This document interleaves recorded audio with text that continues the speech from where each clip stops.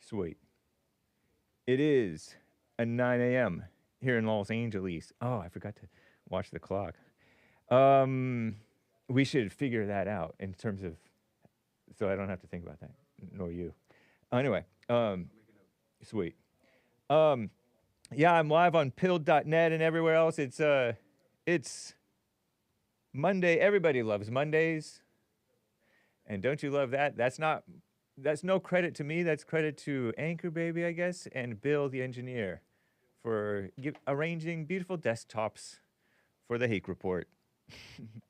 We'll be taking your calls, 1-888-775-3773. That is 888-77-JESSE. We are on Jesse Lee's network. Anchor Baby is going to be coming up after Hake. Look at this beautiful snail. Fibonacci's number or something like that. What is it? Sequence. Yeah, I know that because of like Kevin Howe or somebody. One of those nature worshipers. Shout out. Pagans, you know. It's 9:01 now. Monday, June 30th, the last day of the month. The rent's due. I think I already paid rent, actually. 2025 AD. Thank you, JLP, rating the stream. That is Pastor Chatelet helping to make it happen. And my friend would always get poison oak. I was just making sure that my audio is working over here. The lines are filling up. You can call in. Like I said, I do appreciate you callers. I will read your super chats. I did see one come in from like Lin Yin Chin and elsewhere, perhaps. Oh, I think I neglected one from Jody Samurai. Sweet. I ought to be live on my various platforms, guys. And various things going on in the world, you know? Various things. But, oh no, what did I do? Just click. Me and my boomer clicking. You know, when I used to play video games at my friend's house because I didn't have a video game console at my house. I was not spoiled like them. Maybe I was spoiled later, I don't know. And I would just push buttons like crazy. And I wasn't very good at that when I was doing that. But I didn't know what I was doing. But they knew all the stuff like that.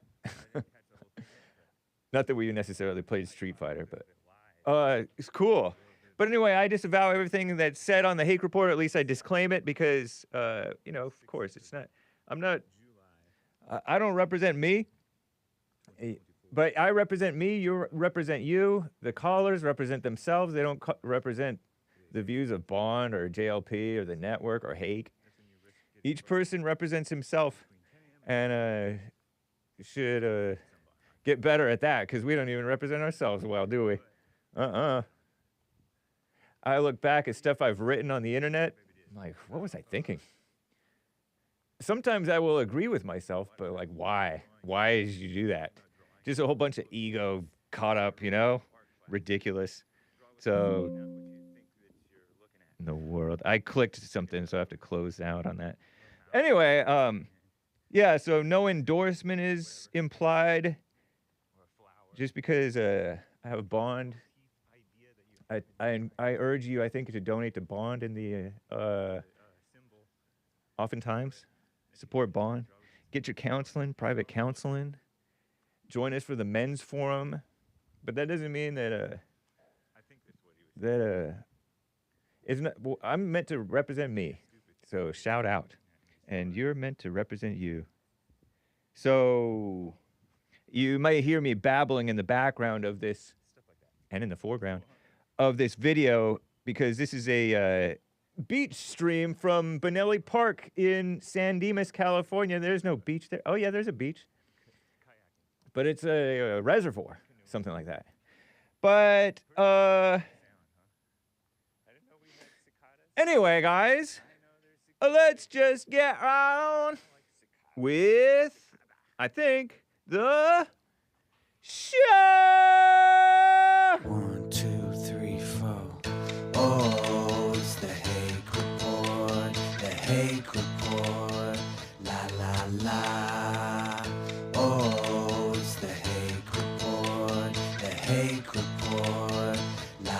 Hey guys! Oh, it's the Hake Report, the Hake Report, la la la. Oh, it's the Hake Report, the Hake Report, la la la. So, how you guys doing? I'm fine. And as you see, I'm wearing, if you're watching the video feed, or if you caught JLP, uniting the races with truth instead of dividing them with lies. Yeah, this is Tri-Blend. It's not my favorite because Tri-Blend has a blend of cotton, polyester, and like rayon or something nice. And it feels great until you heat up, and then it's all. It smells good. It smells fine. But anyway, it gets a little bit warm for my taste. And also, anyway, whatever. You don't, TMI. But there, you can get 100% cotton as well, I'm sure. Let me show you the web page real quick. Let's go back here. Oh, what in the world? Hold on. Complicated business, folks.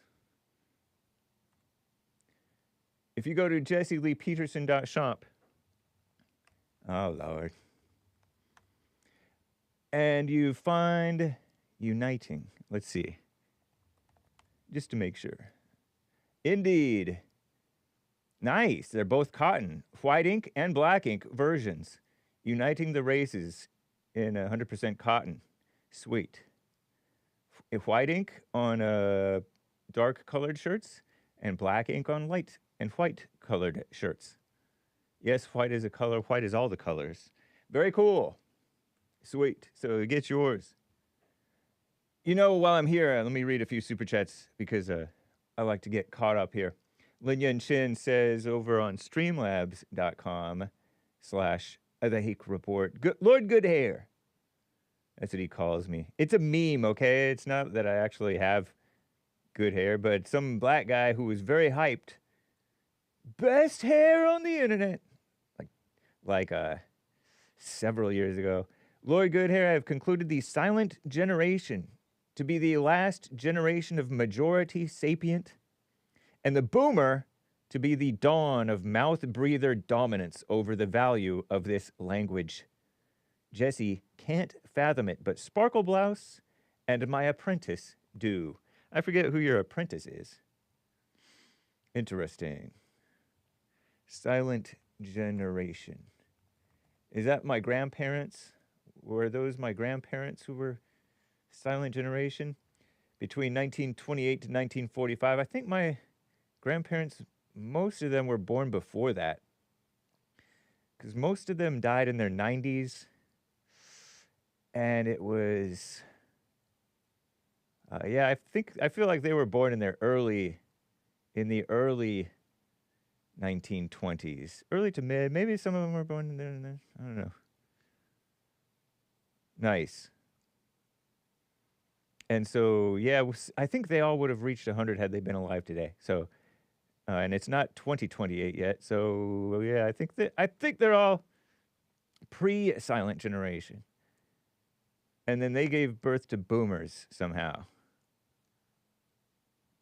Yeah, they were born during the Great Depression. Oh, yeah, my grandparents grew up during the Great Depression, and they knew how to be thrifty. They lived simple, thrifty lives, and now they're gone. In heaven, I hope. I don't know. Rest in peace. But they predate, who's before the silent? Who's the silent generation's grandparents? I mean, parents. Or not parents, but also known as the traditionalist generation.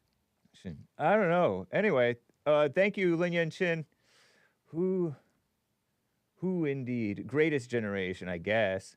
That seems all hoity-toity, though, huh? The GI generation. Oh, yeah, my grandpas were both in, like, World War II. One of them went to Okinawa and developed photographs in his helmet. Not that he fought. My other grandpa, he was quiet, so we don't know what he did or what he saw. 1901 to 1927. The GI generation. I'll go with that. That's better than the greatest generation. Also known as the World War II generation. What a mess, huh? Look at all these. So shout out to the late grandparents.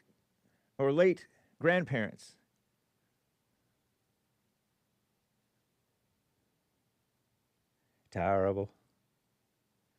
Okay. Let me get to some. Oh, I think that's. Thank you, Lin Yan Chen. Let me double check. There was one other thing that I wanted to touch on. That was a coffee. Jody, samurai. Samurai are like the good guy ninja. They're like ninjas, but they're good guys. Ninjas are bad guys. Samurai are good guys. Or am I wrong? Jody Samurai bought a coffee. I fell off the edge of the world once. I came back around so I can prove the earth is round. Cool, Jody. Right on.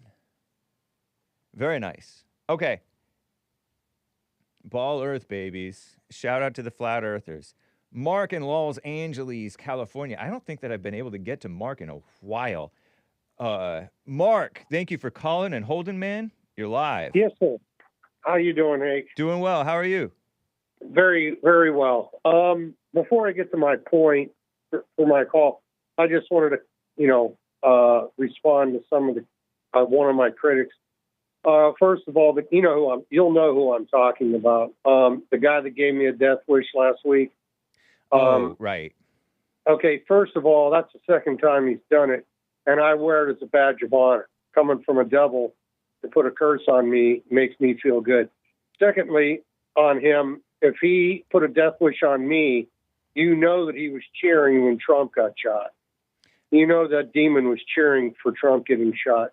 And I noticed several of your Negro writers and callers wish death on people, not just me.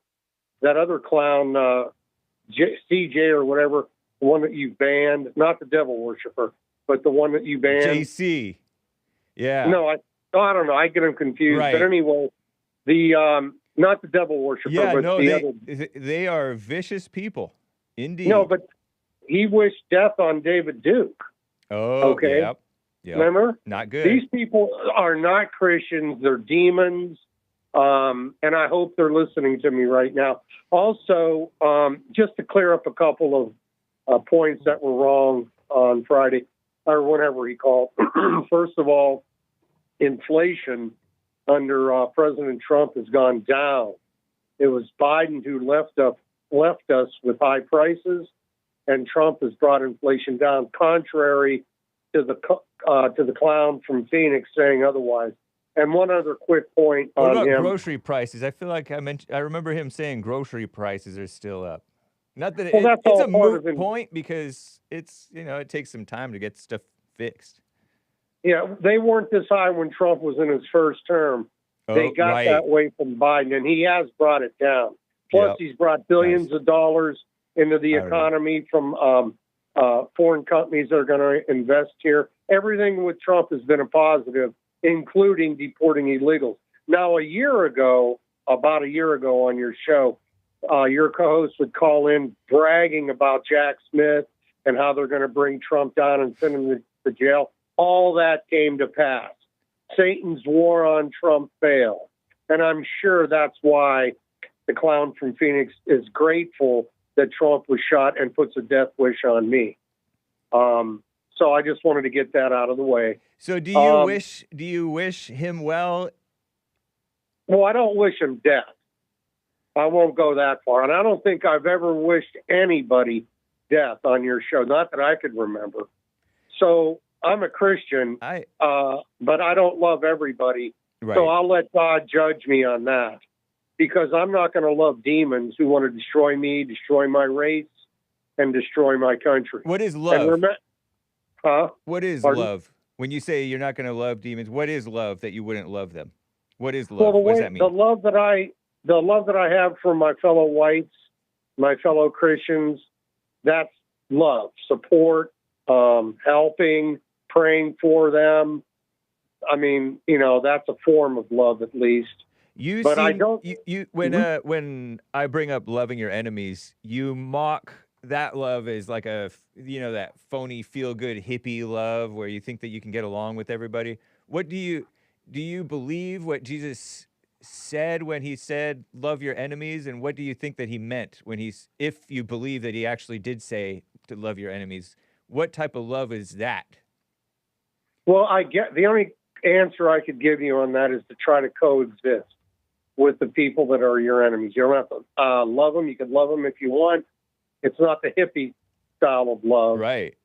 But you have to remember, these demons want to kill us, and they don't deny it. They say it openly on your show. Right. So, I can't say that I love them. No, I'm not going to lie to you. Yeah. But I will allow God to judge me on my feelings toward these people. Yeah. So that, I hope that answers, that question. So you think of it as coexisting. That's a terrible word. Well, let them live separately from us. Yeah. You got to remember, when God made the world, he put Negroes in Africa, Asians in China, and white folk in Europe. He didn't mean for us to mix.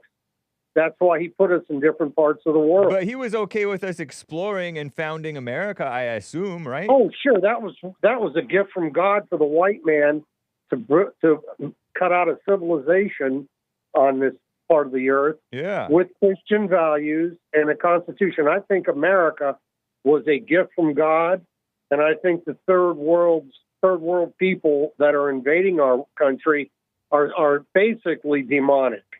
And they want to destroy our culture. They want to destroy our religion, and they want to destroy us. One other thing, I don't want to forget to mention this. This clown that got elected in New York, this communist, Mamdani. Oh yeah, he won the primary for the Democrats. Yeah, correct. Mandini, whatever his name is. Yeah, something.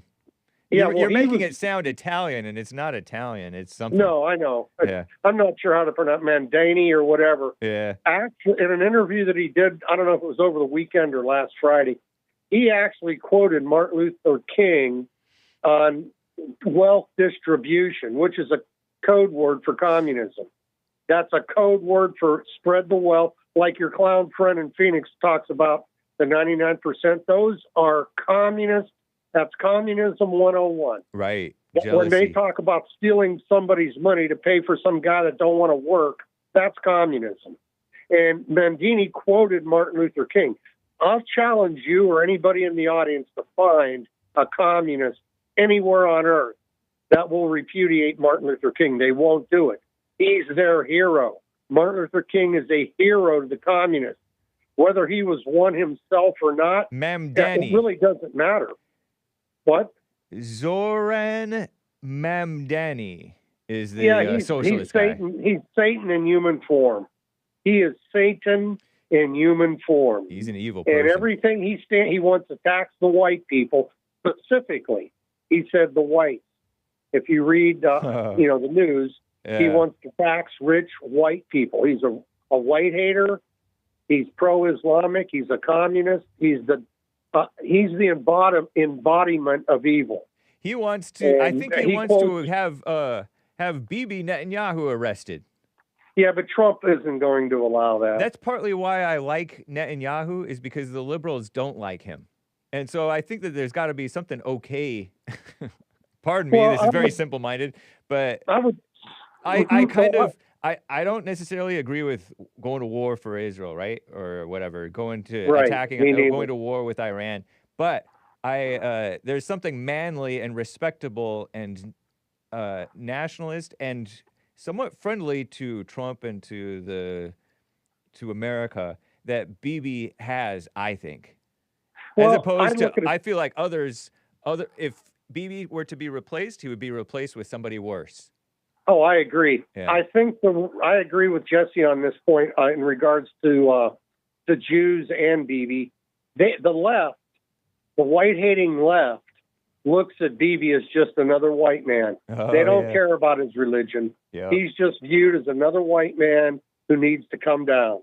Yeah. Well, that's why they hate Trump. That's why they hate Jews, is because they're perceived as white, and the opposition are colored. I'm talking about the Arabs. the Palestinians. And so the left, like Jesse, I heard say, they mainly hate the Jews and Bibi because they're perceived as being white. Right. So, but I don't support Israel. I don't support Iran. I take a neutral position. Okay. I say let them fight it out. Let the worst man, I don't think there is a best man, but let whoever's going to win. Neither one except Jesus. And I wouldn't shed blood for either side, nor would I give a dime for either side. So that's that. But the reason did you happen to catch Bill Lockwood on Thursday on the Jesse Lee Peterson show first hour? No, I'm sorry. What did he have to say? Oh, he was saying the same thing. Well, he was saying that Israel is our ally, but we shouldn't be giving money to anybody. I agree. Yeah. Let alone put boots on the ground. I did agree and I'm not with saying Trump either way, but yeah, go ahead. Well, no, but for the record, I did agree with Trump bombing the nuclear sites in Iran. You I agreed think with that was good. Okay. Yeah, because not only does it help Israel, which I don't care about, but it helps us. We don't want those bombs coming toward us. And they hate Israel and they hate us.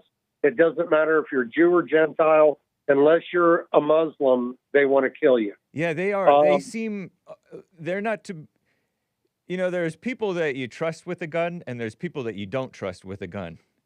And Iran is one of the people that I don't really trust with a nuclear weapon. Not at all. And I don't know anything about Iran, but they just don't, they seem, you could know they this. seem so squirrely. They support these people that everybody calls terrorists.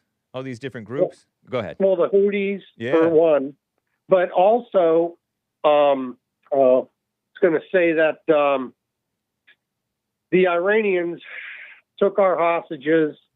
They shot death to America. They're not white. For the record, I should also say that they were pro Third Reich in World War II. For what that's worth. Hitler needed that airspace, and the first Shah of Iran, supporting Hitler's view on the Jews, allowed for the Germans to use that airspace to fight the war. And the Shah had to step down after World War II because of his support of Hitler. The Shahs were good. The other guys are bad. Something like that. The Shahs of Iran are good, but we have mullahs now. Mullahs? Oh yeah, the Shahs were okay. Okay. But the mullahs are demonic. Actually, they're demonic. Okay. I'm learning, I guess. But one of the, the real reason I tried to get to you last week. Yes. I waited a couple times, couldn't get through. No worries. That's all good. Was that the vice mayor, whatever that is? Whoever heard of a vice mayor? I hadn't. Yeah, vice mayor of Cudahy, a little rat hole part of L.A., has called on the gang members to fight against ICE. She had a visit from the FBI. I haven't heard that she's been arrested yet. She's a very low IQ individual. If you hear her speak, she's stupid as dirt. And anybody who doesn't believe that the replacement theory is real, just look at Southeast LA, Cudahy, Huntington Park. I can't think of all those little towns over there. Bell.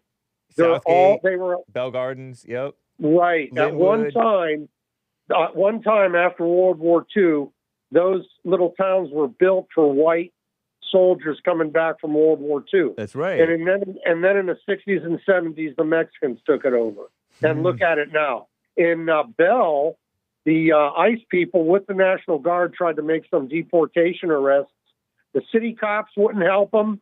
In fact, the city cops of Bell wrote tickets to the ICE people that were there to make arrests. So they should cut every federal dollar out of Bell, and they ought to arrest that vice mayor of Cudahy and throw her in jail. These people think they're above the law. They don't have to listen to the federal government. They're burning our flag and flying their rag all over the place, and they're just plain evil. Now, we have to remember when the white man tried to do the same thing in Alabama, I'm talking about when they tried to integrate the schools and Governor Wallace stood his ground, they were ready to throw him in jail. And, of course, we buckled. The white people buckled and allowed the feds to take over, which was wrong. J.B. Stoner used to say, if more whites had resisted integration in the 50s and 60s, the federal government was ready to give up. Wow. And unfortunately, too many whites caved. And there were some who fought back, thinking of Ross Barnett, a true American hero, governor of Mississippi. My favorite was Orville Faubus. He was governor of Arkansas, and he was a great man. These are some of the great governors of our past, better than Wallace. Lester Maddox, another American hero. These people all did their best to fight for us as white folk, and they were all beat down by the federal government. And we're going to allow, and I hope this doesn't come to pass, but it looks like we're going to allow a bunch of third world invaders who have no right to be here. They're going to try to push ICE and the National Guard out. I don't think they're going to succeed, but they're doing everything they can, and they got these hypocrite Democrats who hated Wallace, even though he was a Democrat too, fighting against Trump, trying to do the right thing here. These elected officials ought to be arrested. You could start with the so-called vice mayor. I'd arrest Gavin Newsom, Karen Bass, and that clown that I mentioned last week, Weiner, that wants to unmask ICE. Scott Weiner, yeah. Yeah, they need to put all those criminals. They're all criminals. I would send them to Alligator Alley. This new prison, Alcatraz Alley, or whatever it's called, Alligator Alcatraz. Yep. I would love to see them go there. And I'll leave you with this, Hake. I think your show is great, but you've lowered your standards when you've agreed to go back and forth with a devil worshiper on verses out of the Bible. I mean, that's kind of a bad thing. The guy who calls himself J.C. Monacoven, the man's a demon, and yet you're willing. I'm not, don't take this the wrong way. It's your show. I understand. But to debate him on any biblical issue lowers yourself and lowers the show. I don't debate with devil worshipers and, demonic, satanic people. And I'm not just including the clown from Washington, because that's what he is. He's a filthy clown. And I think he's gay. He sounds like it. Dude, hey, you got to chill out. I got your point, man. And that goes double for the guy in Phoenix. I love your show, Hake. God bless you. And just remember, everybody, racism saves lives. Thank you, Mark. Take care. Thank you, Hake. God bless. Thank you. Bye-bye. That is a little low mark. I, of course, condemn, not only disclaim, but disavow that type of nasty accusation. A terrible rumor to start about a man. But anyway, he represents himself, but that wasn't himself talking. But thank you. I do perhaps accept a little bit of that criticism, but I did think that CJ was making interesting points about praying for others. Okay. I'd like to get to Hayden in Texas on the line over here. Hayden, thank you for calling. What's up? Hey, how are you, Hake? Hey, doing well. How about you? Doing good. I'm looking forward to tomorrow, the greatest month of the year. That's right. You know what tomorrow is? White History Month. We have one of the longest months of the year, and the Negroes, they have probably the shortest month of the year for Black History Month. That's right. 28 to 29 days if it's a leap year. That's funny. That's just how it works. Yeah, that's right. They shouldn't even get that, honestly. They shouldn't get that because they should be Americans. But well, they should join us. They're welcome to join us in celebrating white history because they should. If they want to. Yeah. If they want to, it'll look goofy, but if they want to, go ahead. I don't think it would look goofy if it's sincere, if they really see and appreciate the value that the ancestors, the white ancestors, brought into this world by way of America and all that stuff. There's a lot to appreciate, and that would show an unbiased, white-hearted love for all, which is good. Yeah, I mean, I guess if you put it that way, it would be cool to see, them celebrating whites. But I think it's a little goofy whenever, whites celebrate quote unquote Black History Month. It is goofy because it's kissing up. Now, if blacks were to start just kissing up to whites, I don't want that. I prefer genuine appreciation and respect and love. Right. It's kind of like what Mark was talking about with that fake hippie love that so many people think of when you tell them to love their enemies. Oh, what? Just roll over and let them rape you or whatever? No. Right. Right. Nice. Cool. Exactly right. So I heard him say that Joe and Phoenix put another death wish on him. Yeah, Joe and Phoenix have an ill will towards his fellow white Christian man, because Joe is white, right? Isn't he part white? So he's white. I have no idea. And then he's Christian. I have no idea. He's Christian. He should love everybody. I amicably have parted ways with him, meaning I have amicably banned him. So. Oh, did you really? Yeah. I had done it already, but he didn't know. So I said, hey, you're calling in, and actually I banned you, man. But we had one more conversation. Yeah. It was serpentine enough. It was very snake-like, but it was, friendly enough. And we wish each other well. And he hopes I reconsider my ban and I unban him one day. And so I said, thanks, man, and take care. Right. I mean, he did that all the time when he used to call. I remember, I haven't heard him call in recently or anything, but I remember like last year. I mean, he would do it all the time. Like tell Mark, and I guess he would call us he had a nickname for us, Pro Wires. I forget what it is. Something like that. Yeah, something whatever like it is. Yeah. And he would wish all of us death, and I was like, good grief. Well, he hopes he thinks that you're young and impressionable, and so he hopes that you snap out of it and stop following the whites or something like that. I don't know. Oh, that's not going to happen. That's not going to happen. Nice. Once you wake up, you stay awake. Yeah, usually people become more conservative throughout their lives. Sometimes people become more liberal, but that's because they're not getting better in life when they do that.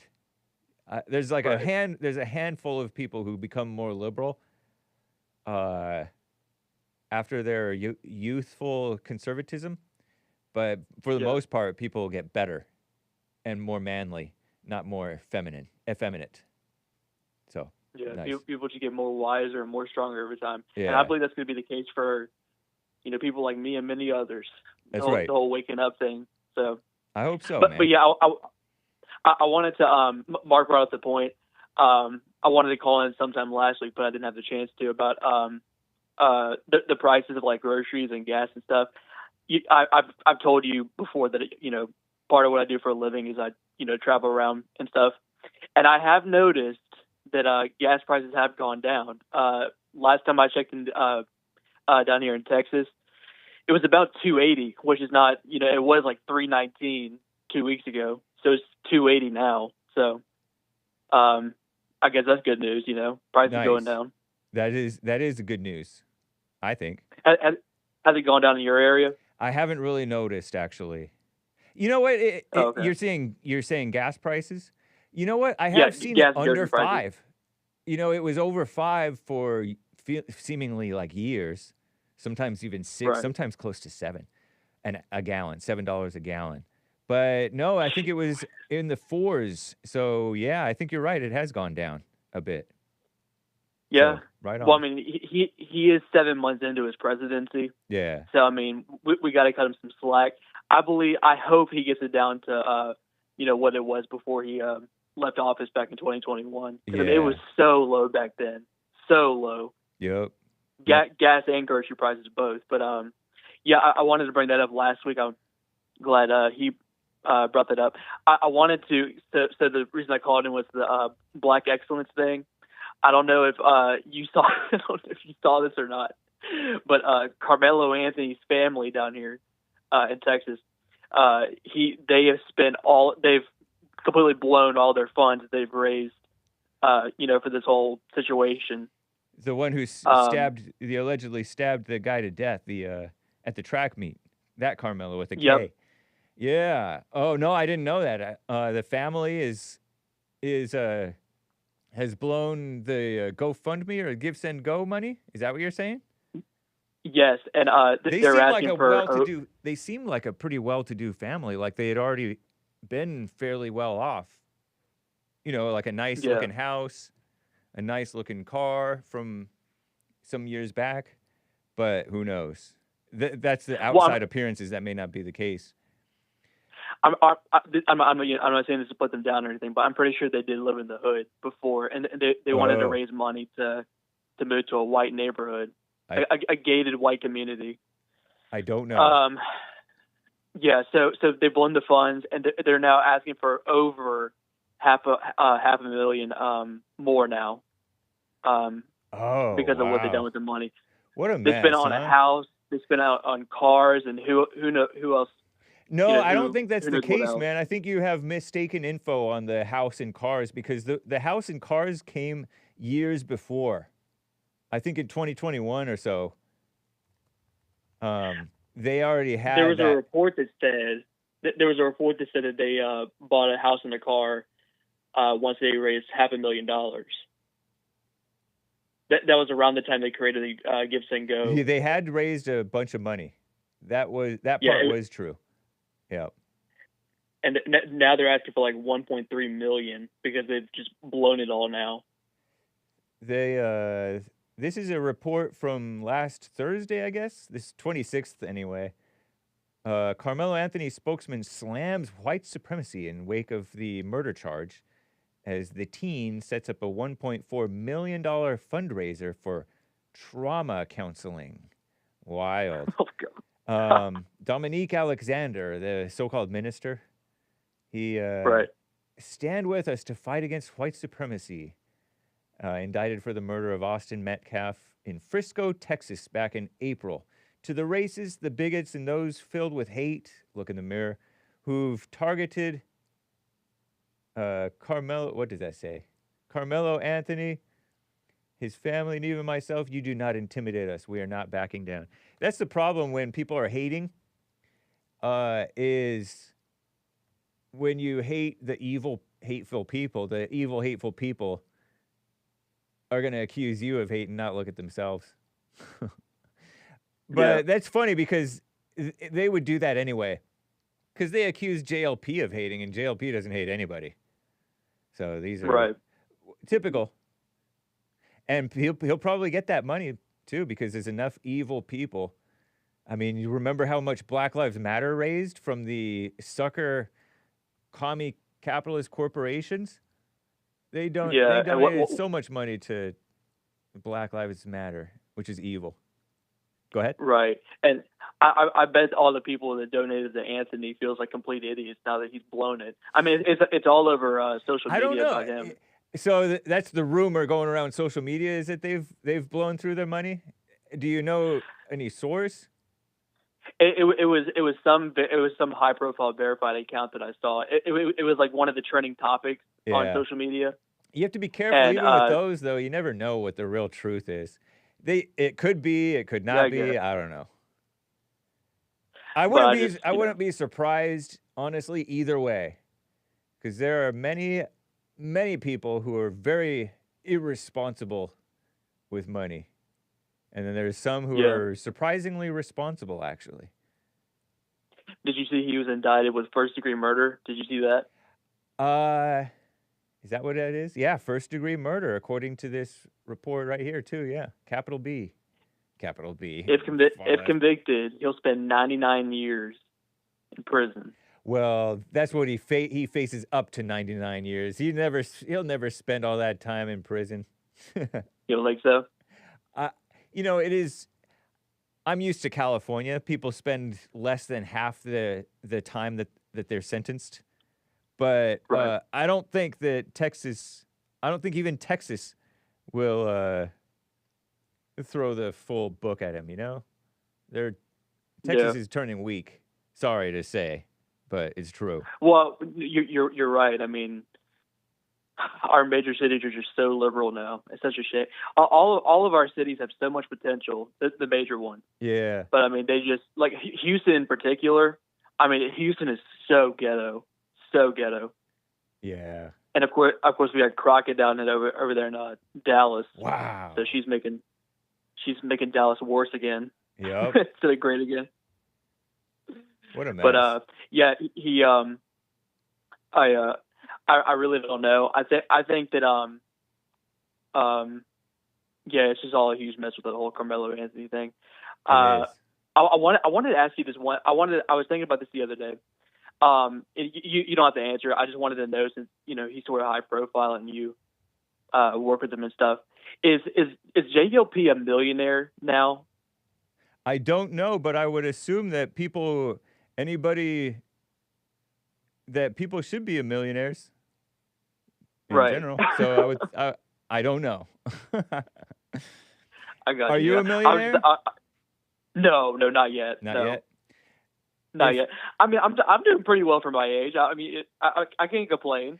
Are you on your way to owning a house? I do live by myself, yes. Okay, right on. But I'm always on the road, though. So I never really. That's one of the things that he encourages people to do is invest, and especially in own land, and that's a way to make money, and stuff like that. So. He's right. I actually bought his little pamphlet thing. The nice. The financial success thing. Yep. I've read through that some. He's got some good advice in there. Yeah. rebuildingtheman.com/stores. The 7 guaranteed steps to spiritual, family, and financial success. It is a. Yep, that's the one. It's available on Amazon as a Kindle and an audiobook, I think. But it's available in print from us with an autograph. Yeah, it is cool. It's a good one. Yeah. The 7 guaranteed so steps cheap, to spiritual, family, and financial success. You said, what did you say? I said it was so cheap it was hard to pass down, because I wanted to see what he had to say, and it was like only $10, I think it was. Nice. Yeah, and it's good advice, and if you do it, it's kind of like the basics, If you do it, then you can't lose. Yes, especially coming from him, because I don't know if he is a millionaire yet or whatever, but you can tell he is successful for all the money he raises and all the stuff he does, church, his own show, Fallen State. He's got to be up there in the network, And on top of that, he had a business prior to that. And he what was it? And he had a janitorial business with employees that he got quite busy with. He was able to quit his regular job and do that. And then eventually he got so busy with Bond that he sold that business. And he was able to sell his janitorial business. And on top of that, he bought a house with no money down at 25 years old. And that home went up in value by hook or by crook, how home prices go supposedly up in value. Did they go up in value? Or did the cost of money go up? Money becomes cheap. I think the cost of money went up. But either way, like time. when you buy and sell homes and buy in a land or a property or a home, then that is a huge increase in your wealth. So. Oh, definitely. Nice. Did he make a lot on the janitor business? I don't know. Yeah, he doesn't really get into like the private details like that. But wow, I think he did well. So he's doing it right, and he encourages other men and women to do it right as well. If you stick with the basics, then you can't lose. It's $12 now, so you were smart to get in when you could. Get it when you could. What is this? I'm afraid to click that Amazon thing. Anyway, nice, man. Oh, no. Yeah, that's cool. Yeah. So well, I appreciate you taking my call. Yeah, good to hear from you, man. Thank you, Hake. All right. Take care. See you later. Bye. Bye. William in California on the line over here. William, thank you for calling and holding, man. Sorry about that. Hey, James, how you doing on your weekend? It was nice. How about yours? It was pretty good. Like I said, it was hot, but it was pretty good. Yeah. Glad to hear Mark. I was really glad to hear him. That's a piggyback. Good call, Mark. The stock market is actually up. the economy is actually getting better. The Crown Prince is actually go back to Iran. Them going back to business. Can you come closer to your phone? It's kind of coming in. It's a little bit. Oh, is it? Fluttering. How's this? That might be better. Is that a little better? I think so. Go ahead. Okay. I'm sorry about that. No worries. The stock market is up. The economy is getting better. Congo and Rwanda are getting to peace after 30 years. Isn't that a nice report? Like, Trump is bringing peace everywhere. India and Pakistan are chilling out. Nice. And the Crown Prince is almost asking to, hey, Trump, open the door. I want to go back. Just put Iran back in business.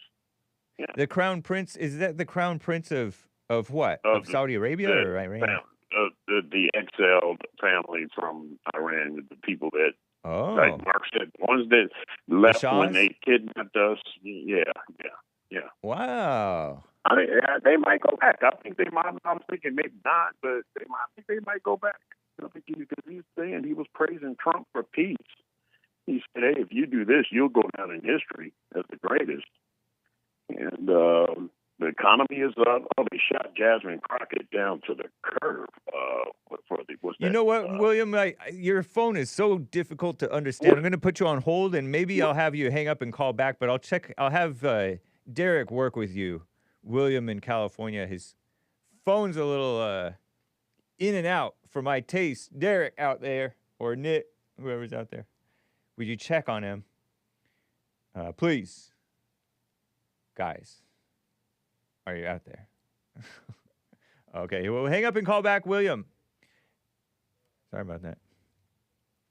I couldn't do it. I couldn't do it.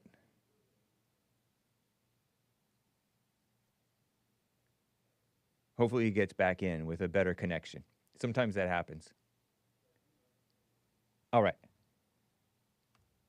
If you mosey on over to the HakeReport.com and you check out the episodes, my most recent one we're talking about, which is today's, the DOJ is firing prosecutors. Drudge and Commie Nonsense Network firing the January 6th prosecutors. Justice Department cleaning house, which is perhaps a good thing. Jade Walker reporting for Commie Nonsense Network. Morning update. The Justice Department fired at least 3 prosecutors involved in criminal cases tied to the 2021 U.S. Capitol riot. Notice she didn't write insurrection. In recent months, the DOJ's terminated employees who worked on prosecutions against President Trump, remember those? And demoted many career supervisors seen as insufficiently loyal to the president. Which, if you're not loyal to the president, you're not loyal to America. Because Trump is loyal to America, and he wants loyalty, which is that too much to ask? If you have the executive branch, when I was learning civics in school, when I was learning civics, they told me Congress, Senate, and the House of Representatives are one branch of government, the legislative branch. The courts and the Supreme Court are the judicial branch, and then the president is the executive. The executive branch is the president. But you have all these bureaucrats who are undermining the president. So yes, Trump should ask for loyalty from the so-called Justice Department. That's what I say. Anyway, let me try back with William. William, are you there? Let's see if this is better. I hope that's better. I don't know, but we'll try it. Oh, wow. You mean judicial, congressional, and executive? Right. Trump is, if these people are disloyal and backstabbers and trying to undermine the president, they shouldn't be, they should either be demoted, taking some of their power away, because maybe they still have some value, and I agree with or that. be fired. The world. I agree with that. Derek claims his phone is fixed, but it's not. Anyway, go ahead. I agree with that 100%. Yeah. And he's been the peacemaker. Iran might get back in business through jobs in the Louisville, Kentucky area. So, and Hyundai just moved to Louisiana. We're doing okay. Everything is fine. The economy is getting better, and we're doing okay. Nice. I think so, too. And, it's surprising what a can-do attitude can do. That's true, James. And it's more than just a can-do attitude. He's actually doing it. So that's right on. Yeah. I see Jasmine Crockett got shot to the curb on her bid for oversight. What's that? What she was going for? She came in last. Oh, I don't know. I didn't know she was. She was trying to get some type of position, huh? Just trying to be the voice of the Democratic Party. They shut it down. Oh Lord. They said no. I don't think so. Just because she's loudmouthed, she thinks she deserves a position or something like that. Yeah, she says she's loud and proud, but they say, once you go black, I'll be telling you about the black girls. Once you go black, I know you're scared. I think you got those tendencies. Once you go black, you never go back. But that's that thing about that white thing, man. You go white, you stay in the bright. White people getting ready to have a White History Month, and that's really us pushing it. But really, if you think about it, white people don't brag about all the things they invented, countries they started.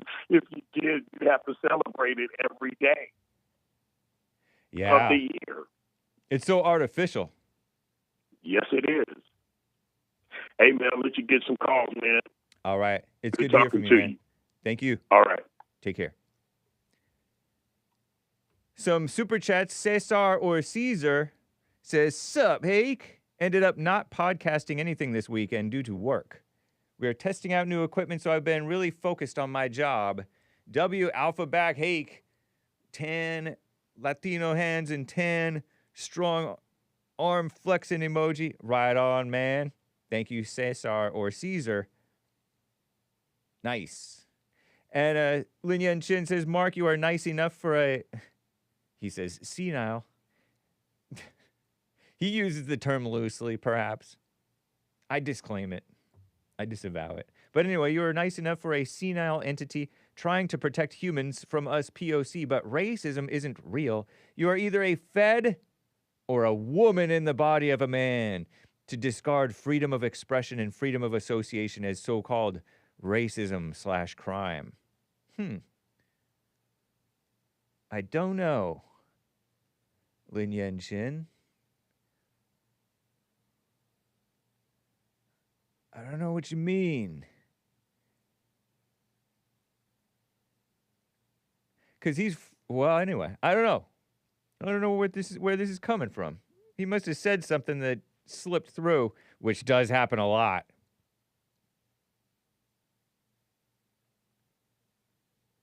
Hake gonna rip his size medium shirt. Hake, you've been working out? I've been exercising. I did 12 push-ups. Can you tell? And I did 7 pull-ups. Quality pull-ups, too. I've always been pretty good at pull-ups. We called them chin-ups, and then I found out that the chin-ups are actually this way. Pull-ups are that way. Hands in versus hands out. Nice. Thank you. Anyway, Lin Yan Chin. No, I never liked tetherball. Golden rule. I always liked dodgeball, kickback, and stuff like that. 12, just like Jesus' followers. Exactly. Jesus followers, I mean. You looking swole. Thanks, man. Thanks, AG. Miniature big. Terrible. Okay. You hear about those firefighters in Idaho? They got ambushed. Can you believe it? Firefighters ambushed. That's crazy. Allegedly ambushed. Allegedly murdered in an alleged arson ambush in Is there supposed to be an S? Delane. D apostrophe capital A-L-E-N-E. Delane. Coeur, C-O-E-U-R. I don't understand you French. You French have the most baffling lettering, spelling, pronunciation. I can't even sound it out. I can sound out Spanish. I mean, I guess I did take Spanish, so you would think that I could sound it out. And I grew up among a bunch of Spanish-speaking people. Or as the Southerners and country old-school people call them, Spanish people. Which I think is kind of cute. There's the vote-a-rama for the big, beautiful bill in the Senate. I don't care about that, whatever. We'll see what happens. I mean, I do kind of like some parts of it. I don't know much about it. I know that Elon Musk is still talking against it. Tom Tillis is going to... he's not going to run for re-election. Tom Tillis is this supposedly white, supposedly Republican politician who's kind of against Trump, apparently. And he can't hack it. I like it when these people who are against Trump, they decide not to run for re-election. They self-deport. I like that. There's this other guy who wanted to, he was on the January 6th committee, if I remember right, a male. He's like young man, like my age, plus or minus 10 years, maybe less. Married Mike Pence's assistant, a Latina, but he's white with a punchable face. Shout out, I disavow. And that guy was in Congress and he retired. I don't mind it when betas retire, but we need betas. So the betas who are more sensible, they should not retire. Because even a beta can be useful, right? What a mess. The media is all over this. Oh, did did Iran really suffer extensive damage or not with the Trump attack? Boring. And they're harping on it. They're like, Iran can work on their nuclear capabilities, enrich uranium again within a matter of months, not decades or something. So are they or are they not concerned about Iran? And I didn't know that the inmates were still on the loose. There's one more. They just barely caught the guy who kept on getting away. He was an escape artist. It was blacks. How long has it been? It's been like weeks or months. What a mess. Anyway. Crazy stuff. Okay, so I have this thing, and I don't think that he cusses. There's a little thing for you pot smokers. The late, great John McAfee, who appeared on The Fallen State with Jesse Lee Peterson, by the way, on weed versus heroin. You know, pot, I disavow all drugs. I disavow both. I don't encourage any of it. You guys thinking that you're thinking great thoughts, listen to this. This is from YouTube Shorts. I happened across it. So let's see if I can make sure that the volume is not too loud. It's probably not going to be too crazy. Oh, let me turn up the... Where's my volume?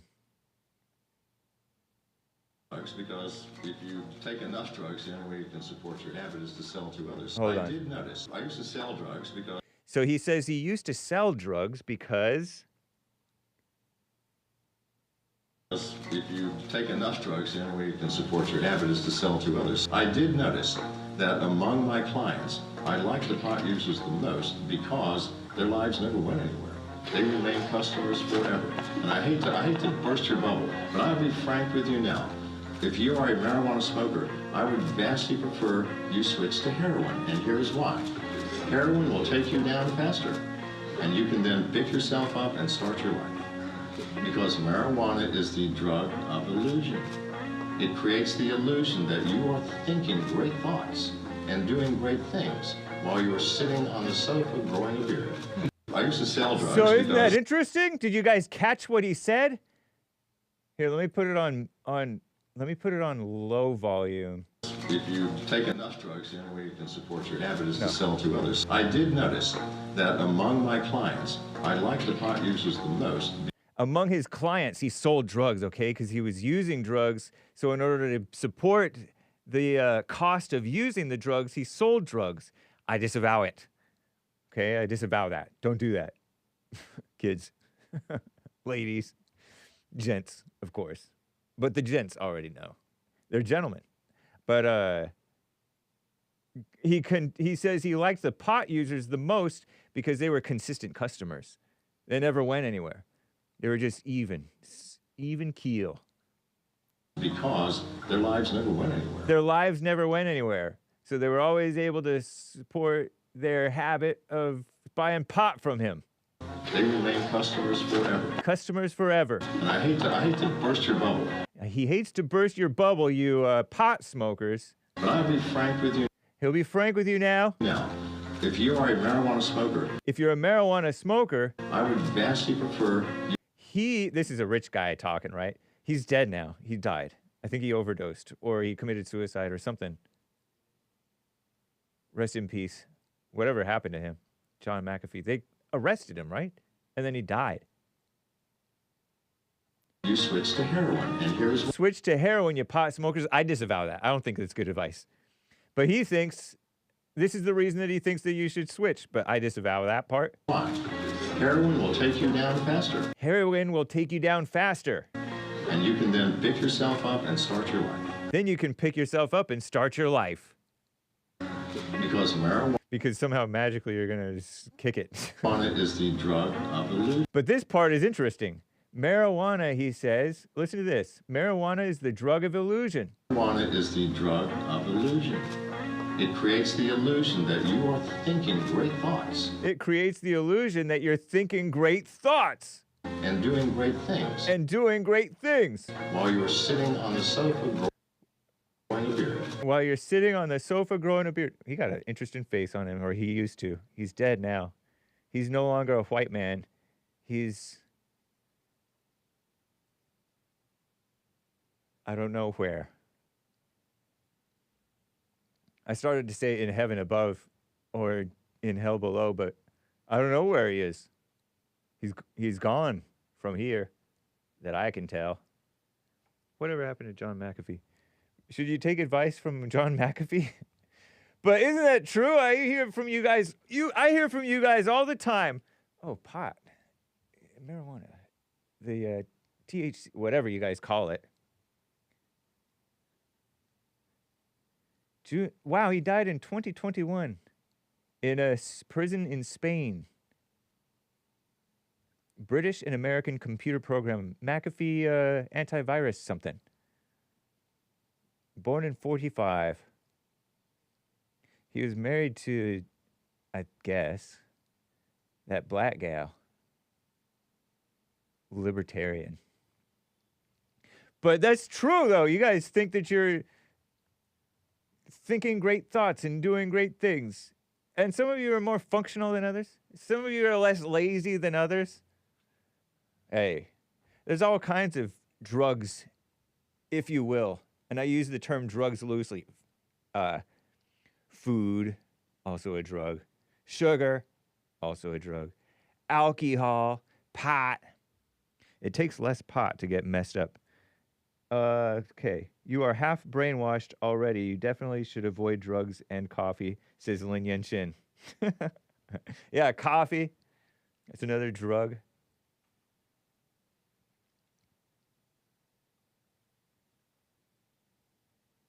Nice. And he said that Twitter is where it is. Now it's called X, by the way.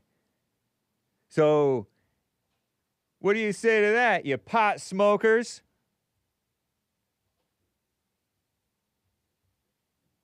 John McAfee. Wisdom from John McAfee. I can't see. Okay. Let me get back to some calls, though, and I'll have a little bit more for you. Alex in California is on the line over here. Alex, thanks for calling and holding, man. What's up? Hey, Bear. Hey. So I had one thing I wanted to talk about, but John McAfee just totally triggered me and derailed me right now. So we're going to have to address that real quick. Okay. So I'm going to argue against John McAfee vicariously through you. Nice. Okay. In my opinion, people who sit on the couch and grow the beard, you would have been doing that without the pot because you're a lazy, useless person to begin with. Yeah. And I think the pot just accentuates that. And that could be with anything like alcohol or heroin, like you said. Yeah. You know what dabs are, right? I've heard of that. Dabs? It's basically like a concentrated version of marijuana. So is it kind of like you put chaw in your underneath your tongue or something? No, you vape it, or you can, yeah. It's kind of like a waxy material. We don't have to get into it, but basically it's the highest, most potent form of pot. Okay. And that's what I do. And as far as not being functional, I'm probably 3 times more functional than anyone I know. I mean, I just did a graveyard shift last night. It's like almost 10 o'clock right now. I haven't slept. I'm going to record some music, and then I'm going to hit the gym. Like, I'm able to do all this stuff with just a nice little sensation, a nice little physical feeling. Yeah. It does. I don't know. I don't understand how people can just say that it just makes you sit on the couch and grow your beard. That's just, I think that's a personal problem. Like I said, if you took the pot away, that person would probably be doing that anyway. You don't think it makes it worse? Not at all. I mean, I literally go to the gym on dabs' sake. Like, I think all this stuff that people say about it is just personal problems. Like, it doesn't incapacitate you. It's not like anesthesia. It's not even as strong as alcohol. So I get a little triggered when I hear people. In terms of the head change, I thought it was stronger than alcohol in terms of the head change. Nah, man. If you had like a bottle of wild turkey versus some dabs and bong loads, there's but nobody drinks a bottle of whiskey. I mean, people do, but let's say a shot will kind of mess a person up a little bit, especially if they had drinks already. Versus what do you guys call it? A puff, a dab. Yeah, whatever. I don't know what I only have seen people puff that I know of. Well, just imagine taking like a little spoon and taking a little dab of like ranch and putting it on your chicken. Like it's just a tiny little dab. It tastes so little to get messed up. Well, I mean, when I say messed up, I mean the head change. Right. And to the best explain that, the head change from pot is like you're sleepy, you're falling asleep, versus the head change from alcohol, you're losing your balance, you're slurring your words, you become a retard. Right. And it's a big difference. Like you can't even, you can drive, but it's not recommended. Right. Yeah. Yeah. And I can say this from personal experience. I have a recently ex-friend who used to do fentanyl. And I remember hearing him on it, and literally sounded like he was dying, like someone who's fading away on anesthesia. I didn't know that's what he was doing at the time. Yeah. But yeah, that's like heroin, fentanyl. That's the stuff you want to worry about. Yeah. Now, do you think that you're one of like a minority of pot users who's, I don't know, because it's become so widespread, but it seems to me that there is an older wisdom among these older boomers and older people that the pot, like you said, back in the day, probably the pot users were the lazy bums who were lounging around anyway, hanging out. The type of person to hang out for hours and hours on end with friends is a person whose life isn't going anywhere already, and they're just using pot to pass the time and put up with each other. But that sort of dulls their senses so they can stand to be in there forever. Like, say you're at a bar, you're not going to hang out at a bar if you're not drunk enough to hang out at that bar all day, right? Same thing with pot. You're not going to hang out all day if you're not taking anything. I would say that I'm in the minority, like you're asking. Yeah. I would just say I have drummer brain, so that makes me. It's kind of a curse.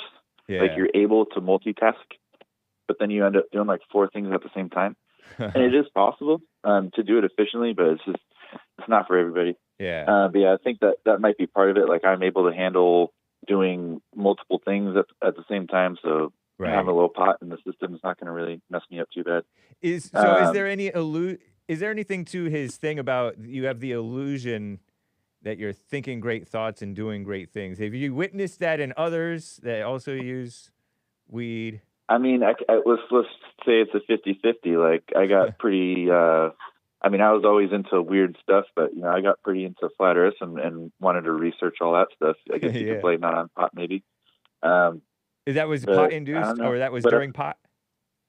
Well, I mean, I'm always on it, so it's hard to say. Yeah. But on the other end of that, like I've been working on my drumming and my recording for the past 10 years, and in the last 2 years, I've made an insane increase in productivity and efficiency, and that was all on dabs too. So I don't know. It's hard to say. I just, like I said, I just get triggered when they make it seem like it's like it is heroin or something. That's another thing that I notice about pot users is they do get triggered, defensive.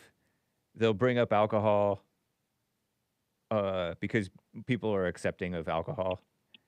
The culture has been. Yeah, well, I mean, I'm just being honest with you. I'm an honest person. It's like an annoyance, and that's like someone saying something about white people that's not true, and you just have to hold your tongue.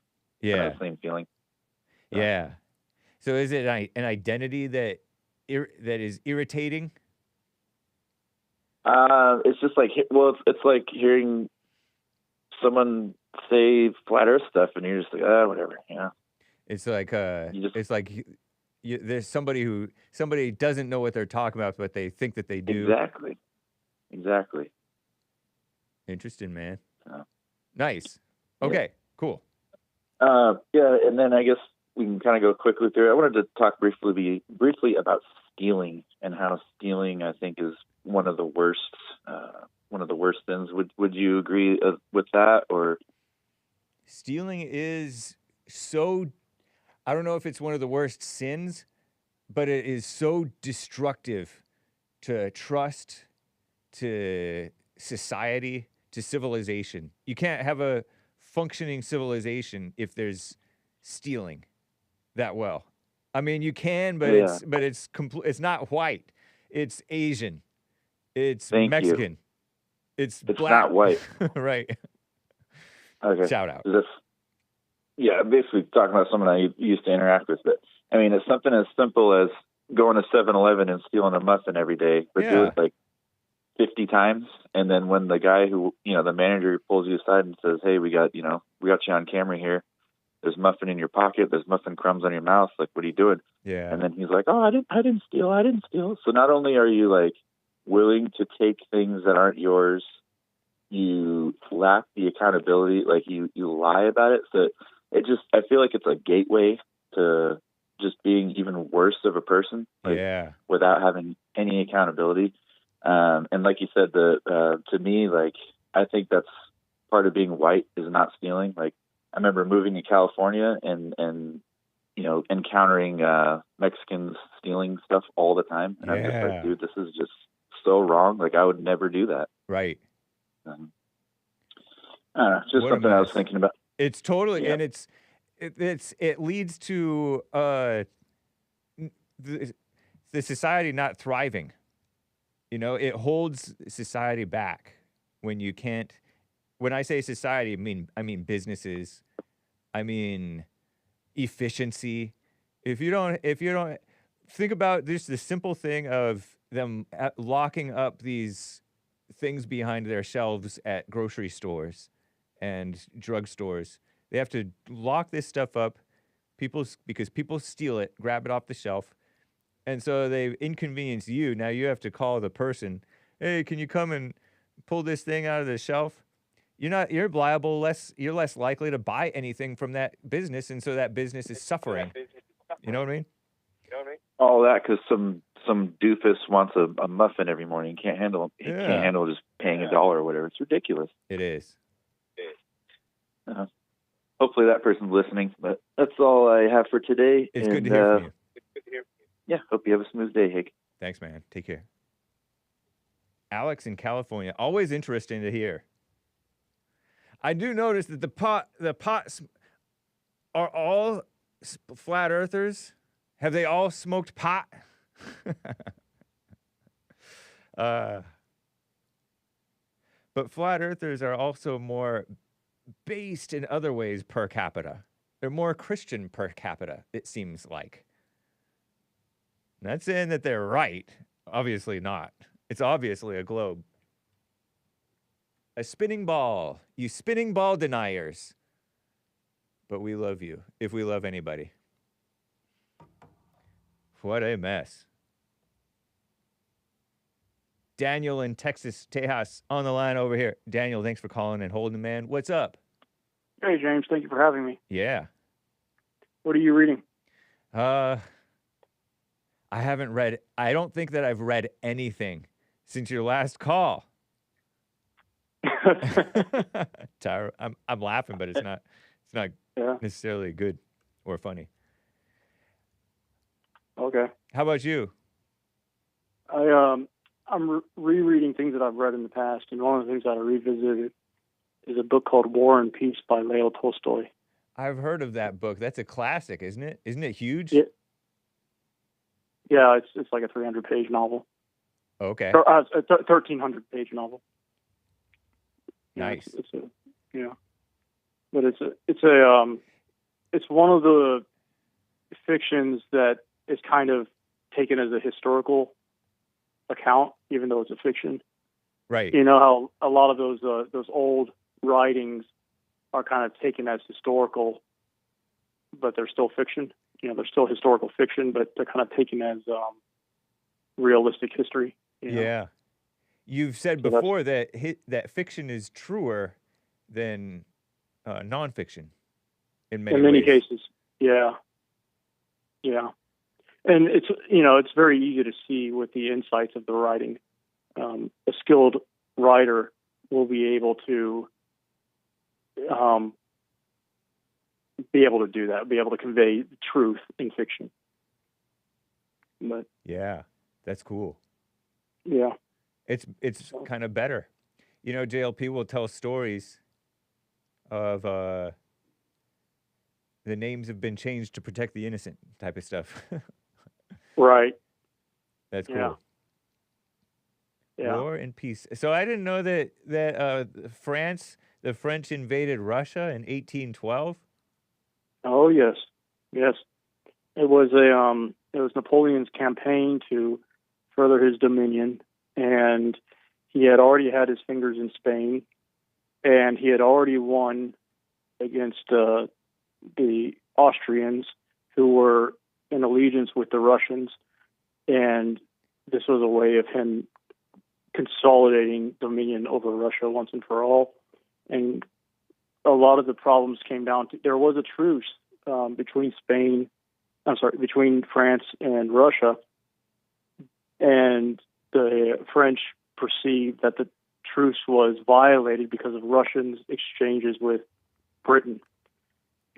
France was always at war with Britain, and Britain controlled the waterways, and so Napoleon had dominion over the continent, and he wanted to ensure that it would not be undermined. And that was the way that he saw Russia was undermining his authority, was by trading with Britain, who was able to cut France off from any trade outside of the continental system. So you're reading a translation because it was originally written in Russian. It's a Russian novel. The writer is Leo Tolstoy. Is Leo Tolstoy the guy who came up with the term racism or something like that? Or am I confusing him with somebody else? I doubt it. That doesn't even sound right. But the book itself is about the Napoleonic Wars and Russia's involvement in the. Obviously, it's Russia-centric, but Okay. I mean, you get a lot of information about what's going on in Austria and France. So, because it takes place over, from the Battle of Austerlitz all the way through Napoleon's retreat from Russia. But it follows a number of people in the nobility, in the Russian nobility, and how the war has personally affected them.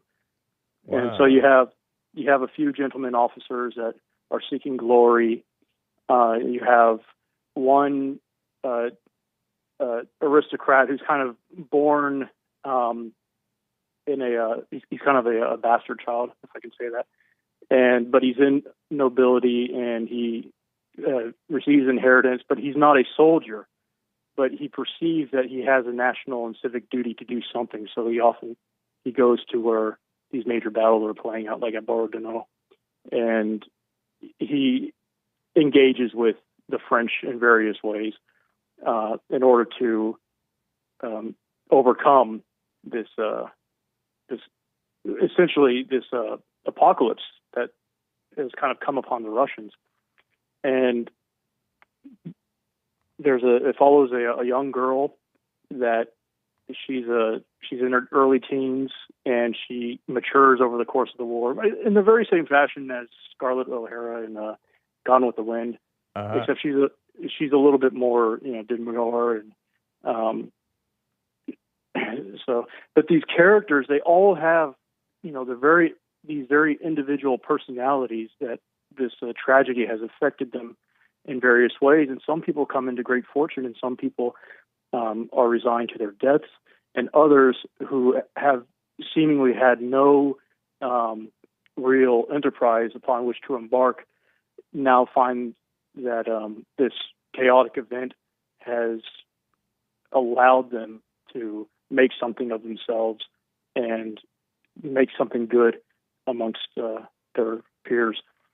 And the moral of the story is that evil men, that all grand movements start with a simple idea, and that oftentimes these simple ideas are forwarded by evil people. Yeah. So it is the natural thing to overcome this by having a simple idea that is moved forward with good people. Was he a communist? Communism was before or after Tolstoy. Him? Yeah. Was he communist adjacent? I don't think so. And he's kind of around Dostoevsky's time, and this is pre-communism stuff. Yeah. But right It's around, kind because of he was writing this in 1863, right? Around then. Yeah. And But that's around the time of we're way before communism. Communism. But Marx was in the 1860s, right? Wasn't he doing stuff in there? But if he was, it didn't really take hold until much later. Communism wasn't even in the limelight until the 1900s. Did he know Karl Marx? I don't know if he knew him. Was Marx? What was he? What country was he from? I thought he was German. Okay. So that's my ignorance. I'm making me chuckle. Yeah. Interesting, man. But and of course, Napoleon is long before. Yeah, that was the early 1800s, right? Right. Like 40, 50 years prior. Yeah. But anyway, I got to go, but I just wanted to share that with you. Cool, man. It's good to hear from you. Thanks for the question and the input. Sure. All right. All right. Bye. Bye. I asked if Tolstoy came up with the word racism, and Google, of course, Google AI. Did I already go away from it? No, Leo Tolstoy did not come up with the word racism. The first recorded use of the word racism, generally attributed to Richard Henry Pratt in 1902, who used it while advocating against racial segregation. Tolstoy did not invent the word. He did express criticisms of racial injustice. as seen in his interview where he mentioned the lynching of black people in America. And I'm sure he capitalized the B in the word black because of George Floyd. Tolstoy, I'm mocking, of course. Tolstoy was known for his views on nonviolent resistance and social change which align with challenging racist practices. I don't know. And are you lynching Negroes? 1905 interview. Huh. The Fallen Man and Racism. Leo Tolstoy wrote, you can love a person dear to you with human love, but an enemy can only be loved with divine love, he said. So was he Christian? He became an outspoken Christian anarchist. I knew a Christian anarchist. I know it to this day, sort of. I think he's a Christian anarchist. He's turned liberal. He's like beside himself against Trump. The only authority man should answer to is the authority of God. I like that, sort of, at least spiritually, you know. But physically, you got to deal with these authorities. You got to submit. Anyway, Tolstoy, one of the early proponents of nonviolent resistance, blah, blah, blah, blah, blah. The kingdom of God is within you, he wrote in 1894. Based on Luke 17:21. It questioned the Tsar, C-Z-A-R-I-S-T, Tsarist authority. It was banned in Russia. Ah, had to be published in Germany. Interesting, huh? The biblical account of fallen man. Interesting, man. Thank you for bringing that up, Daniel and Tejas. I feel like we had some guy on the show, on the Jesse Lee Peterson radio show back in like 2014-ish when I was producer. And I feel like he said racism was a word invented by communist Leo Tolstoy. But I might be totally butchering that. Who knows? Whatever. All writers are liberals. We'll just go with that. Aaron in Maryland is on the line over here. Aaron, oh, by the way, Catch American Anchor Baby is coming up soon. Aaron, thank you for calling and holding, man. What's up? I'm chilling, man. How are you, Hake? Doing well, thank you. Nice. How's everything going? Going pretty well. All right, cool. Yeah. Hey, I wanted to ask you about Trump released a music video called Daddy's Home. Did you see that? I did not. But that's you didn't see it yet? I hadn't even heard of it. Wow. Do you know about there's an Usher song called Daddy's Home. You ever heard of that? I don't know, maybe. I know, Oh, I've heard of wow. Usher. He's the one who made Bieber and somebody else, right? Yeah, he made a bunch of songs. He's pretty talented. Man, that's what I was going to ask you about, man. I wanted to hear what you thought of that. It's an amazing music video. I think officially released from the White House, too. The music video of right on. like footage of Trump, like, you know, shaking hands, moving about, pulling up in a car, hopping out the car. It is. He's like background. He's like a father, whereas there was these lamos like Biden, who is a mama, a spoiling evil mama who punished the good and rewarded the bad, and spoiled the no good. Yeah, that happens. Yeah, that happens. I wanted to. So then, just in the spur of the moment, while I'm walking around, have you ever gone to do something, and then you look around, and you're like, hey, this is a pretty cool place. I'll just walk around here and see what's up. You ever did something like that before? Go to a place and walk around because it just seems like a cool area? Yeah. No, well, you have some business first. You go to do some business, right? You have business, and you step out, and you're still outside, and you go, you know, I think I'll just hang out. Yeah, I totally have done that. Or I've come back later on my own time and visited the area because I liked the vibe of the place. Yeah, totally, yeah. Yeah. I just did that. I was doing something else, but then I just liked the area, so Just been hanging out, walking around, talking to people. There's like a gallery. Went there. Nice. Learned about it. Sweet. Okay. Shout out. Yeah, that's all.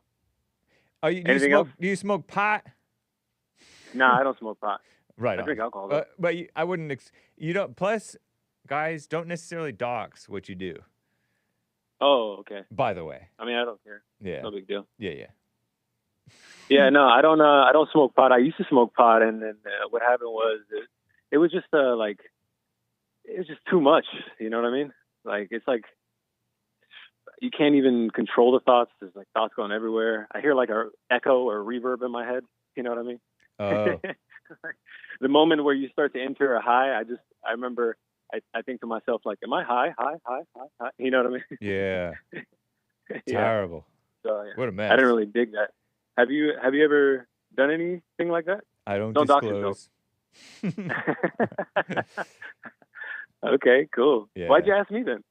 Oh, because of cool. what I covered with the late great John McAfee, and then what Alex said. Yeah, John McAfee said that pot is the drug of illusion or something like that. It gives you the illusion of greatness when it's. But every drug is a drug of illusion, really, right? You know what I mean? It's not really. Yeah. You can pick and choose what you want to demonize just for the thrill of it. Like, no, that's the one. No, that's the one. But they're all doing the same thing effectively. You know what I'm saying? Yeah. Like I said, everything is some sort of a drug. People use different things for mess. Totally. Yeah. It doesn't even have to be like a physical thing you ingest either. It could be experiences. Like you ever see like cyclical people, they keep doing the same thing again and again, and you go, oh, that's your drug. You know what I'm saying? Totally. Yeah, it's the same thing. Yeah. You ever see like what they call them, like habitual liars or something? You know what I mean? Like yeah. Someone that can't help lie. That's just their thing. That's all. Exactly. No big deal. You just lying. It's good to hear from you, Aaron in Maryland. Thanks, man. Yeah, you too, man. All right. Have a good one. So, like I said, American Anchor Baby is coming up next, guys, in about less than 30 minutes. Sweet. I want to get to more stuff going on. It's not necessarily going on, but this guy, oh, what did I do? Okay, I think I fixed it. So, nice. Watch out. A lot of people, if you go to raves, 145 revelers stabbed. Watch out, you guys who cover your eyes, people who are sensitive to this sensitive, don't get a, what's that thing called?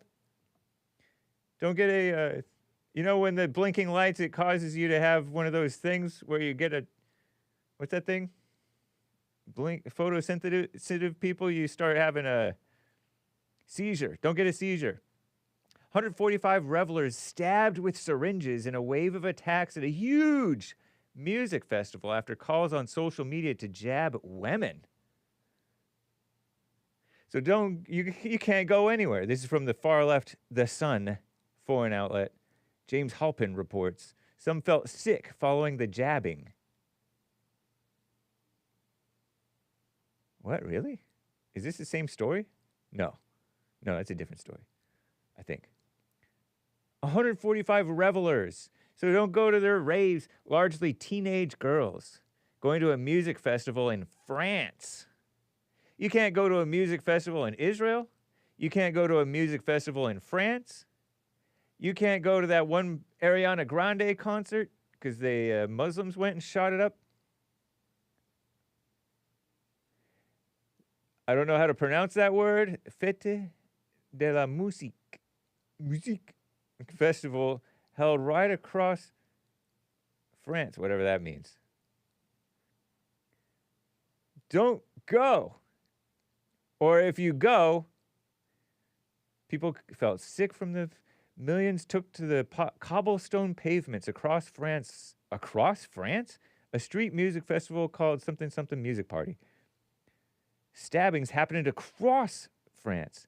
13 jabbed in Paris after unprecedented crowds hit the capital. Disgusting calls on social media had spread before the festival calling for women to be stabbed. See, that's not right. People say, I hate women. I'm not for this. Some 50 were stabbed in the southwestern city of Angoulême. Pardon my butchering of your French. Pardon my French. Not clarified if the syringes were spiked with a chemical such as the date rape drug GHB, whatever that is. 10 girls alleged to have been attacked by one man with a syringe in the northeastern. That's crazy, man. Ugh. They tracked a suspect down. Wow. Right on. Rue Serpinoise. I don't know the race.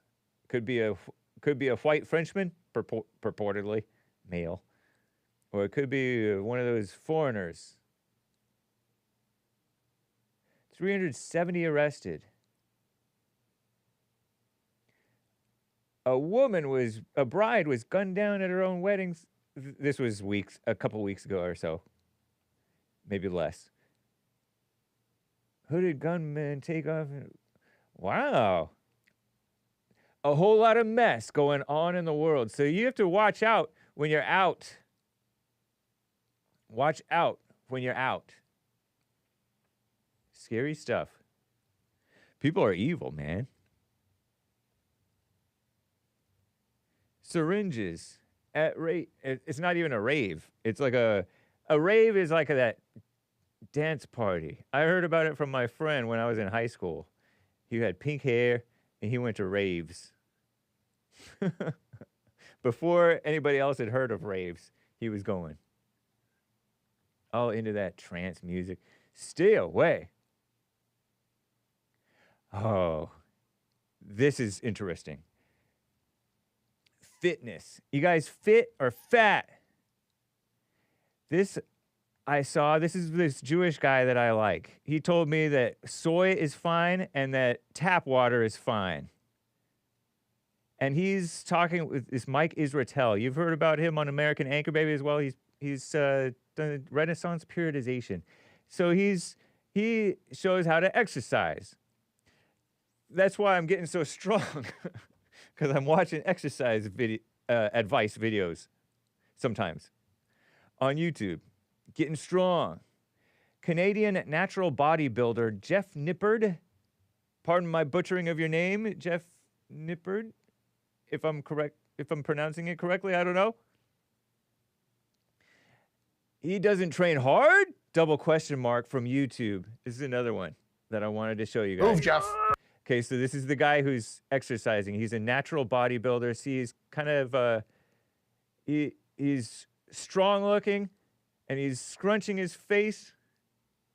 And the guy whom you heard say, "Move, Jeff," that's the Mike, Jewish bodybuilder guy. Finish. Let me make sure that this is not too loud, blasting your ears. Move, Jeff. Finish.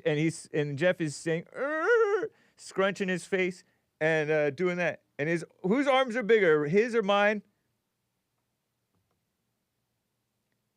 Similar. Who's whiter? Him or me? Similar. Who has a better hairline, him or me? Anyway, here. This is the point. Finish. Elbows in, as if another. Elbows in, proper form, as if another. Go down slowly. Another. Slow. Wait for it. Rack. What's my RIR? Okay, so he says, what's my RIR? Sorry, Jeff Nippard. He has this high-pitched voice. It's not that high-pitched. Is that CJ? Is that what CJ looks like? Who knows? I won't dox. I don't even know. So he says, what's my RIR on that, Mike? Let me not interrupt it too much. RIR is reps in reserve. Reps short for repetitions. And that's one repetition. That's 2 repetitions. You're repeating it, okay? You're repeating a movement that they told you to do to get exercise. So he says, Mike, let me not mock his voice. I'm not trying. Okay. What's my RIR? What's my reps in reserve on that? On that, Mike? 12. No way. You think I had 12 more reps on that set? If you knew how to train hard. I want a serious answer on that. I have no idea. I almost never judge RIR externally because you never can tell how much someone is keeping in reserve psychologically. Well, I don't think it has much to do psychologically. I think it has to do with what my muscle, how much force my muscle is capable of producing at the end of that set. Either I can do it or I can't, right? No? If my muscles can't produce the force, they can't produce That's the true, force. but muscles typically, though muscles are the end node of force production, the biggest factor to force production once you have a muscle of a certain cross-sectional area is how much nervous system throughput you're having. And because your degree of arousal currently is decent, but not like violence and war level, if you went to violence and war level places, you could have 5 or 6 reps more. Disagree. But it would be like a hugely fatiguing thing. Move, Jeff. Okay, so did you catch that? He's like, I disagree. I didn't even catch him saying that the first time. Let me watch it one more time uninterrupted, hopefully. No problem. Finish. Elbows in, as if another. Slow, slow, slow. Wait for it. Rack. I can't help it. That's wasted energy, right? Lin Yan Shin, do you have me? You agree with me? All that face, what is this face? You're wasting energy. Oh, here, let me come off of, so I can zoom in. That's wasted energy. I had a friend, a coworker, who used to make a face like that, even when it was just lightweight. What is that, a habit? And I don't know if it's actually wasted energy. Maybe it helps him psych himself out to do it. Slow, slow, slow. But he doesn't think it's psych. He thinks it's just, like, what is the purpose of that face, Jeff Nippard? But anyway. Wait for it. Rack. What's my RIR on that, Mike? 12. No way. You think I had 12 more reps on that set? If you knew how to train hard. I want a serious answer on that. I have no idea. I almost never judge RIR externally because you never can tell how much someone is keeping in reserve psychologically. Well, I don't think it has much to do psychologically. I think it has to do with what my muscle, how much force my muscle is capable of producing at the end of that set. Either I can do it or I can't, right? No? He's shaking his head. If my muscles can't produce the... Mike Israetel is shaking his head saying, no, it's also psychological. It's all in your head. Force, they can't produce That's the true, force. but muscles typically, though muscles are the end node of force production, the biggest factor to force production once you have a muscle of a certain cross-sectional area is how much nervous system throughput you're having. And because your degree of arousal currently is decent, but not like violence and war level, if you went to violence and war level places, you could have 5 or 6 reps more. Disagree. But I disagree. Agreeing and disagreeing. That's my main point in showing this. He has a made-up mind that he can't do it. He can't do 12 more. I do 12. I could probably do 12 more push-ups on that. With my 12 push-ups. I just don't want to injure myself, I guess. It would be like a hugely fatiguing thing. I do 8 good quality pull-ups. I could probably do 12. Move, Jeff. Isn't that interesting? 2 nerds talking about exercise, but they're fit nerds. They're one is natural, the other one is enhanced, they say, or he says, meaning steroids. And he thinks that it's just whatever his muscles can do is what they can do. But Mike Israetel, older, wiser guy, points out, what you're making make your muscles move, man. With your mind. Violence and war. And he's like, I disagree. That's too quick to disagree, man, I say. I don't know about 12. I don't even know about 5 or 6 more. But just FYI.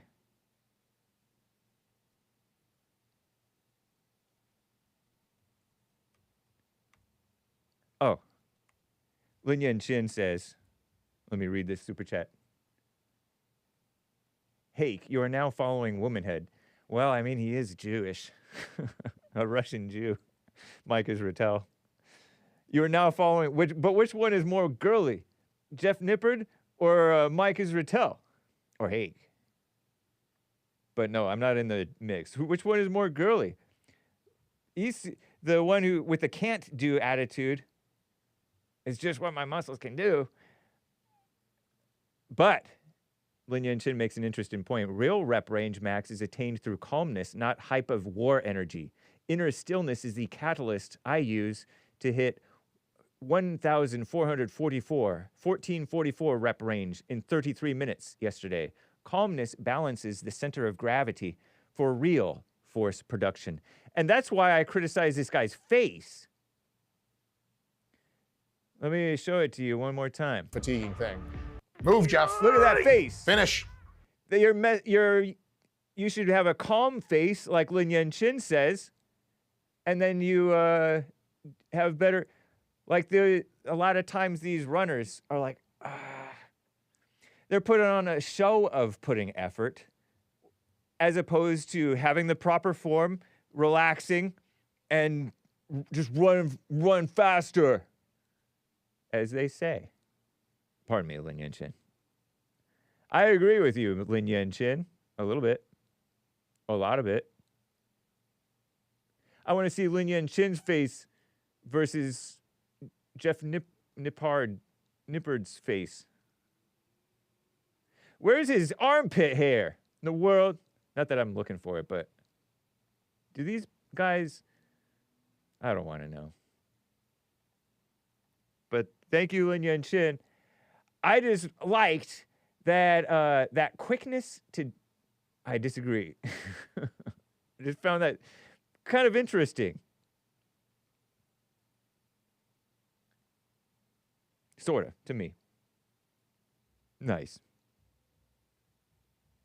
Jermaine in Canada is on the line over here. Jermaine, how you doing, man? I'm doing well, Hank. How are you? Doing fine, thank you. Amazing. Yeah, I like Jeff Nippard. He has some cool notes there. I was not familiar with him, but I respect him. I totally respect him. I mocked him a bit, but I like him. I don't know anything about him, actually. Other than that, he's a natural bodybuilder, fitness influencer type of guy, and right on. But what about him? Yeah. Go ahead. Yeah, it's funny that you say you're neither disagree or agree with them, but in that sense, you get to see the truth because I work out a lot, but the mind might say, oh, you got 3 more reps in there, but the muscle says no. And that's how most people injure themselves. Yeah. Because the muscle can't handle the pressure, and you'll force it, and then you get a tear somewhere. Yep. Yeah. Yeah. That's why I don't push myself too hard. Because, I mean, partly because I know that my body's weak right now, and it's like in remedial fitness levels. You know how some people are in remedial classes in school? I'm in remedial fitness, so I have to just I purposely don't push myself too much because I want to make sure that I'm getting stronger and healing against injury rather than injuring myself. Yeah, that is true. You start off, I mean, when you, like, I'll take breaks from the gym, and when you take breaks, when you go back, you can't lift You're right. the amount you used to. The muscle memory is still there, but you have to get back used to the weight. So you want to have a good form, but work out properly so you'll get strong in a good way and not in a bad way, because you'll go crazy, but then your form is messed up. And when you get older, your body cracks up because you weren't working out properly in the first place. Yeah. Yep. Yeah, that does happen. Yeah. So right on, man. Cool. Shout out to Jeff Nippard. I don't know if you could tell, but I tend to agree more with Mike Israetel about you can do more than you think that you can do. A lot of times your mind is the limiting factor especially in terms of like endurance. In the military, they used to have these guys like standing and walking for like hours on end, and you go much further than you realize that you can. Yeah, that is true, but that guy is definitely on steroids. Who is Mike? Mike Israetel or Jeff? The Jewish guy. Yeah, he is. He says that he is. He comes to you. Yeah. Yep. So his body may go beyond its limits. because he has performed drugs. Yeah, interesting. Yeah. Well, that's pretty much why I call it either way, but right. Nice. So do you do violence and war, or do you do calmness? When both. you're trying to do your best. Time for both. You do both? There's time for both. Right on. And what do you respect about Jeff Nippard so I can respect him too? Because I don't want to leave this guy, I don't want to do him wrong. I don't want to do him dirty. Oh, actually there's a video of him where there was a bigger guy. I forgot what the video was about. But somebody attacked him, huh? Yeah, that's kind of funny. Funny? Well, yeah, and he seemed to handle himself okay in that situation. Yeah, he did.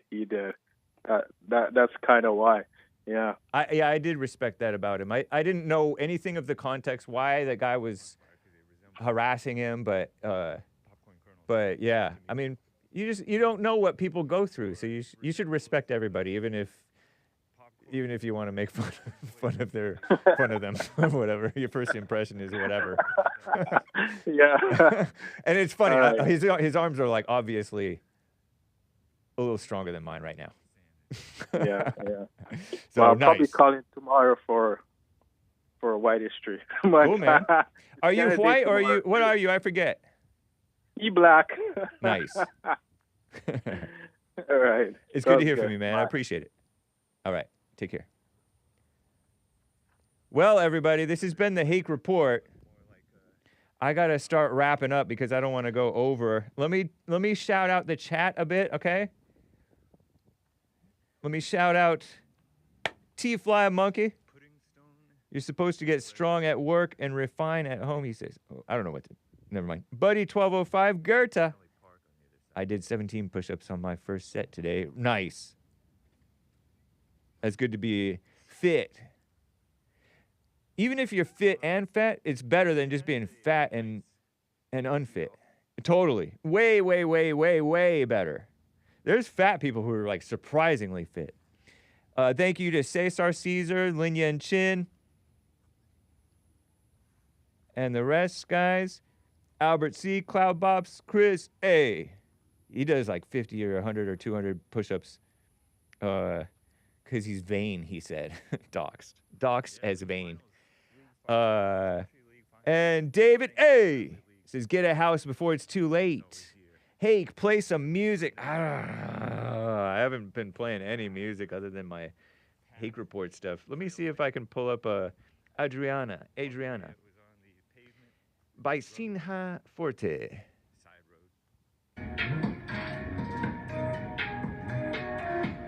Don't take the bait. Don't take the bait. You know that they are fake. I rest my case. There's no debate. Listen to Hake. He tells it like it should.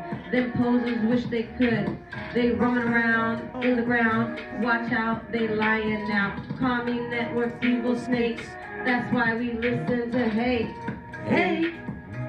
The Hake News. That's it. Well, thank you guys. I gotta get on out of here. So enjoy this little beach stream. Peace. What's up, everybody? Oh, look. And I tip my hat in the Middle East. Imagine that. There I am singing for you. Or at least in your hearts. Look. I feel like this would be distracting and disorienting to the podcast listeners. But take care, guys. American Anchor Baby coming up next. Again, I disavow. Imagine that. That's Sesame Street. I disavow it.